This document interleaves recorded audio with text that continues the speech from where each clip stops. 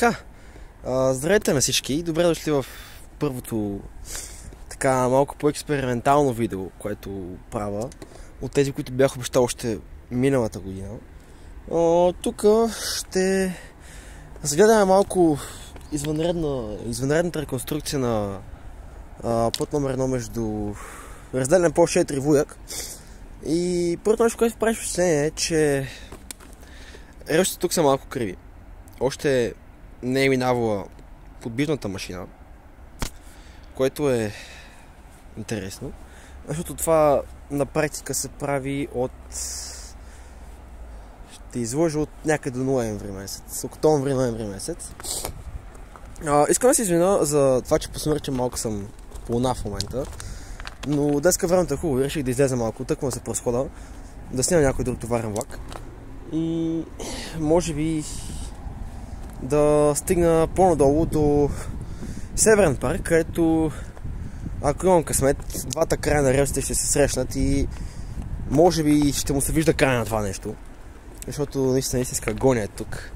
В момента влаковете с 25 по супер ужасния път номер 2, който е в невероятно лошо състояние. Знам дали ще може да се види това изкривяване на релсите под моста на Лонско шосе. Много е зле положението тук. Много е зле и наистина доста голяма нужда има от този ремонт. Доста се радвам, че най-накрая успяха да го финализират и да се случи това нещо. Добре, такива нещо интересно. Интересно инженерно решение за наставите между релсите. Но не сме дошли тук да се оплакваме, дошли сме тук да видим как върват нещата. Вече има релси под моста, което е добра новина. И остава само, ако всичко е както трябва, би трябвало да остава само стълбовете на жиците да се свържат. Да се направят, не да се свържат. Ето нещо интересно. Тук не можем да видим траверсите от кълта, която се е събрала с годините липса на поддръжка. Нещо друго, което е с този ремонт. Нали, възложител НКЖ, изпълнител ТСВ, трудово транспортно строителство и възстановяване. Тоест, това означава едно. Работи от понеделник до петък на работно време и реално има шанс да срещне работници. Което няма да е много окей. Сега виждам някакви багери долу. Нещо жълто ми се мятка. Но се надявам да няма никой, защото все пак е 5:30, 6 часа вече наближава. Надявам се да е по-спокойно и с една дума да си нямам проблеми. Защото нямам нужда от проблеми сега. Само да направим много бързо обръщане назад да видим как гледат релсите преди да ги мине подбижната машина и преди да ги мине пластери, преди да изобщо да ги изравнат по оси ниво като цяло. Много се надявам това да се случи до края на пролета, до края може би на другия месец да са готови или най-много до края на юни месец, за да може да се започне път номер 2, който е в помърчително ужасно състояние. Положението тук е много зле, влаковете едва минават и реално капацитета се намалил, то доста. Нали. Окей, тук виждам нещо интересно. Част от траверсите е с малко по-различен оттенък, което означава, че не са по-стари, просто с по-различен оттенък. Окей, интересно. Всичките траверси са от 2024 година. Реално те бяха складирани тук в края на 2024 година. Според моите наблюдения релсовия път е същия, т.е. се използват същите релси, което не мисля, че е много добра идея, защото като гледам са релси за 49 кг на квадратен метър натоварена на колосите на влака, ще е по-добре да са 60 кг, ще е по-добре да са по 60 кг. Това означава по-високи скорости, по-тежки влакове и по-голям капацитет на линията. Но колкото толкова, важното е, че се прави ремонта, важното е, че го има. Нещо, което можа да се обясня защо от страната на Вуяк се полагаха траверси, съответно след това релси, а от страната на разделен пост 4 минаваше за пътния екран и поставяше решетка, 25 метра решетки. Така бяха изградени около, ако не се лъжа, около 2 км по този начин. Надолу има работници и се надявам да не стане нещо. Но няма значение. Аз съм се в пълното право, съм тук. Никъде не пише, че не мога да идвам. Никъде не пише, че не е забранено да съм тук. Така че ще мога ми кажат. Ще се пробвам да стигна до където мога. И наистина кажете ми, ако този формат на видеа ви харесва, защото със сигурност има още какво да се снима. Има какво да се снима. Около Централна гара целият възел с подуене. Има там какво да се снима. Имам какво да кажа там. Неща, които са абсурдни там, които аз смятам за абсурдни. Но това ще го ставя следващия път, за да може все пак да има какво да се снима и тогава. Много се извинявам за вятъра. Нямам адекватен микрофон в момента. И реално няма как да намаля шума от вятъра. Всеки момент очаквам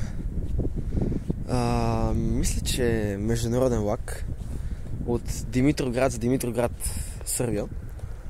И мисля, че го чух, така че поне ще има какво да се снима.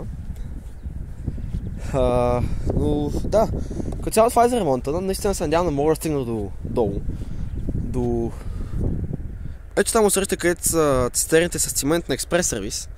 Надявам се днес да мога да стигна до там. И до моста на реката в Западен парк, на Белската река, който също беше реконструиран, подновен, реновиран, не знам точно какво му правиха. Но се вижда, че е правилно нещо. Ето тук ще можем да видим и изключително кривите релси.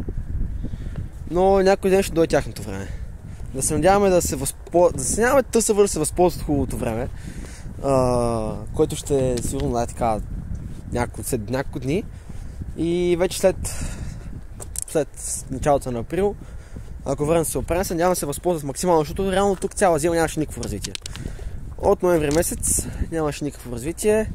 Релсите бяха сложени наскоро, преди 2 месеца. Тук преди една седмица нямаше релси. Преди една седмица релсите бяха преди моста. Малко преди място, къде започнах да снимам.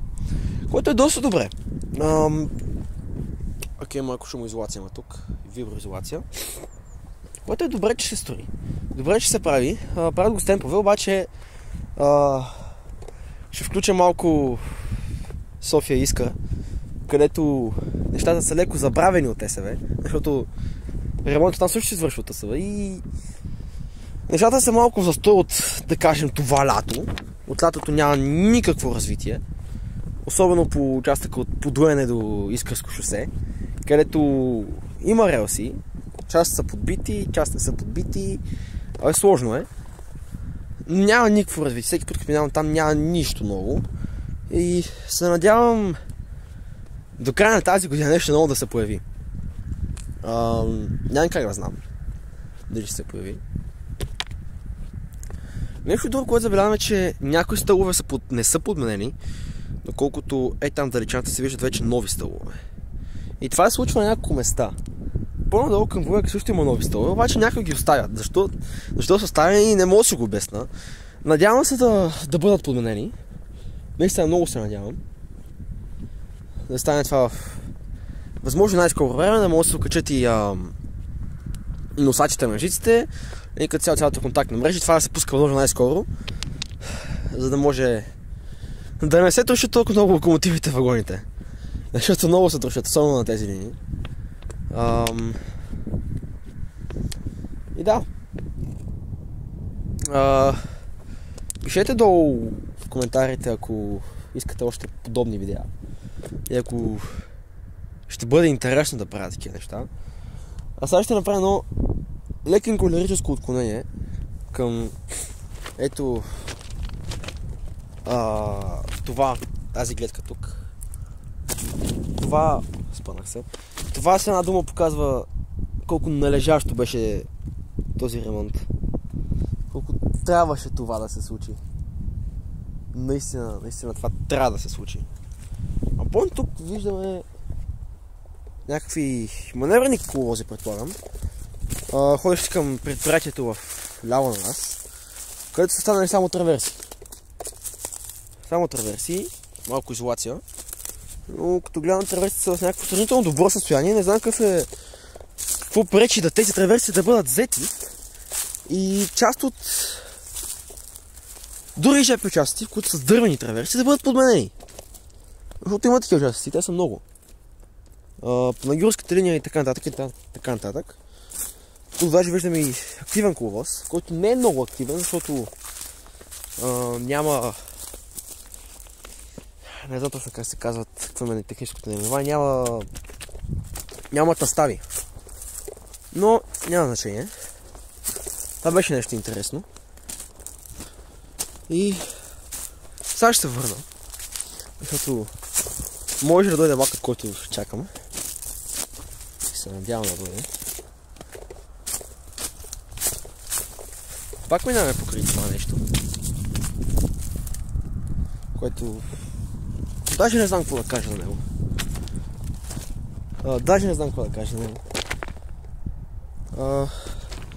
Тук също може да се види, макар че са малко срещу слънцето, колко всъщност криви са тези неща, тези релси.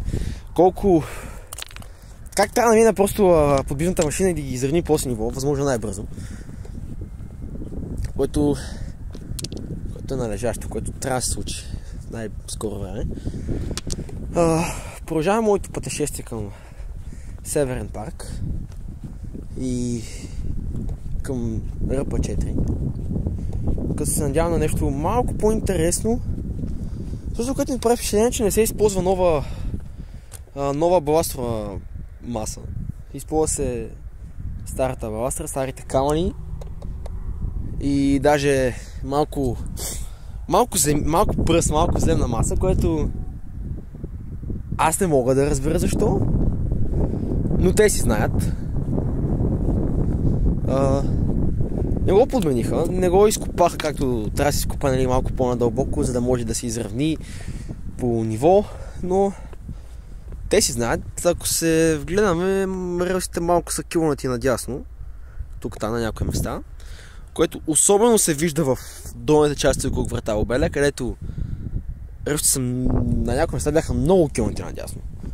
И много имам през няколко градуса, по 10 градуса, но все пак, не беше добре. Продължаваме към тези багери, машини. Като гледам няма никой, макар че има кола с отворена врата, но се надявам да си нямам проблеми.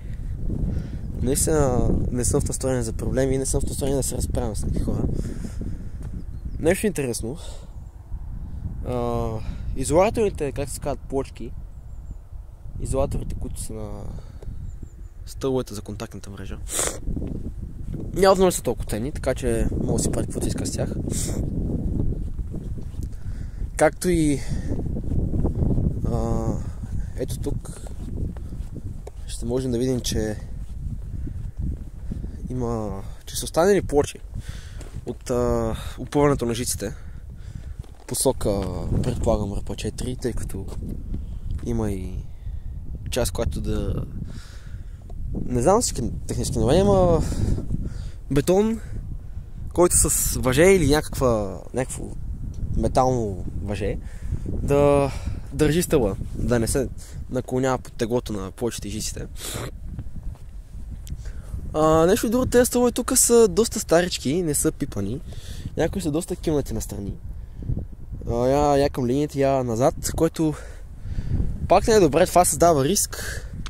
Създава риск жицата да се отклони, да повреди токоснемателя на влака, повреди пантографа на влака и да се повтори инцидента, който видяхме по-рано тази година с лимончето на Евроинженеринг, който вече за трети път губи пантографа си, но слава богу ще бъде изпратен на ремонт, ще бъде подменен в електропотере. Надявам се. Продължаваме към парка и вече виждаме един от новоизправените стълбове, което е окей. Да. Не можах да отида по-надолу, тъй като си имах така известни проблеми с някои железничари, които лекичко ме изгониха. Защо си чакам влака, който вече трябваше да е минал, но няма значение, когато дойде. Важното е, че ще дойде. Дано. Което обаче ми дава възможност, че мога да се върна назад и да мръдна малко по-надолу към гара Вуяк, където също има някакви интересни неща, които могат да се видят. Всъщност има доста интересни неща. Там често траверсите вече има баластъра между траверсите, т.е. силна дума да кажа, че са подбити, просто има материал служен между самите траверси.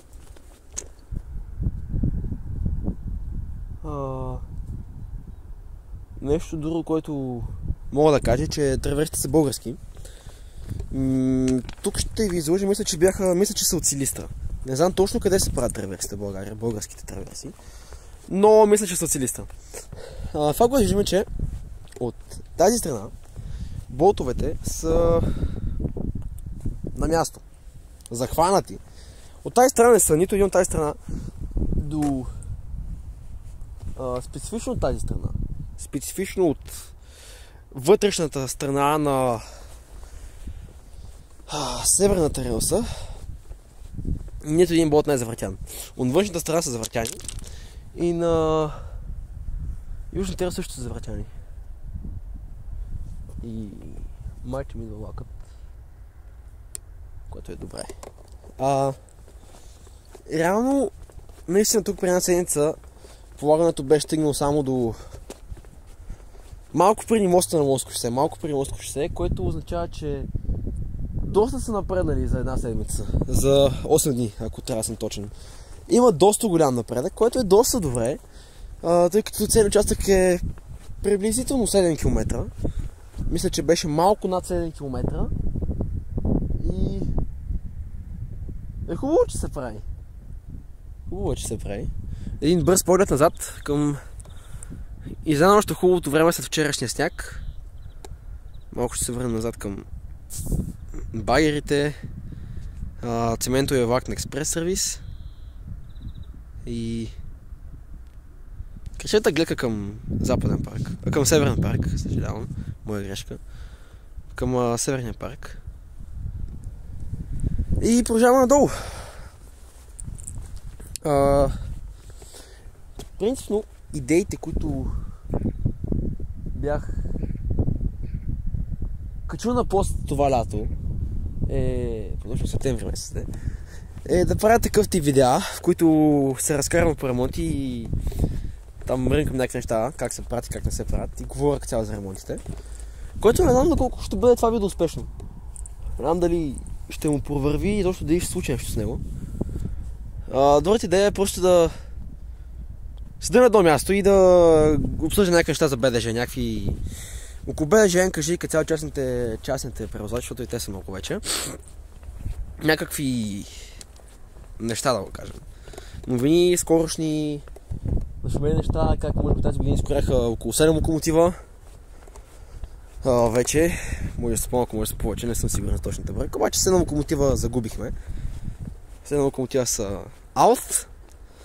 И ако борим тези в Румъния на Пимкрел, които също така в Румъния се блъснаха още 2 локомотива на Пимкрел.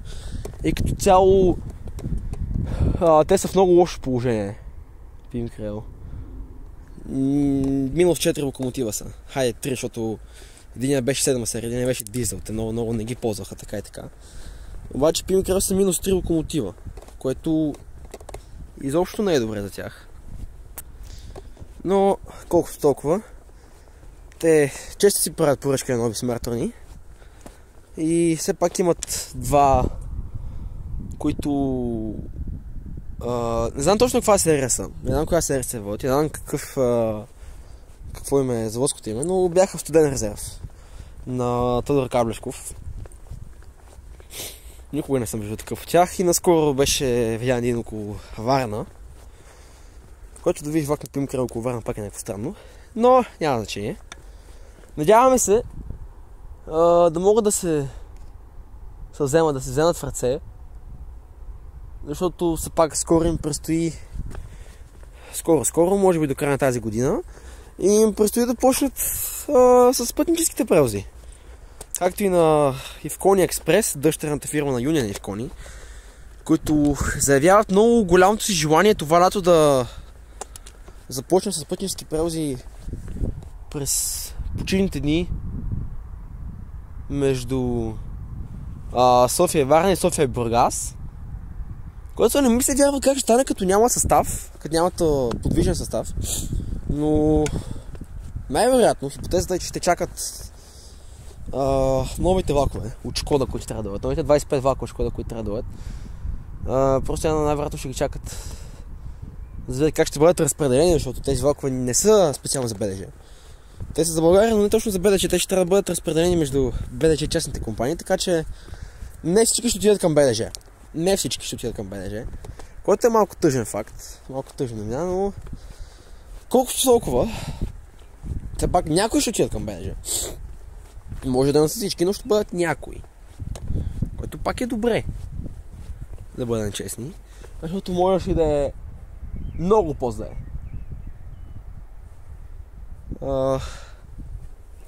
И като цяло това е за сега. Ще се включа като мина малко по-напред, защото това слънце със сигурност доста дразнещо. Ще се включа като мина малко по-напред, малко към Вуяк, да ви покажа какво всъщност аджеба се случва там. Защото не е като тук, малко по-интересно е. И да, това, което може да се види тук е, че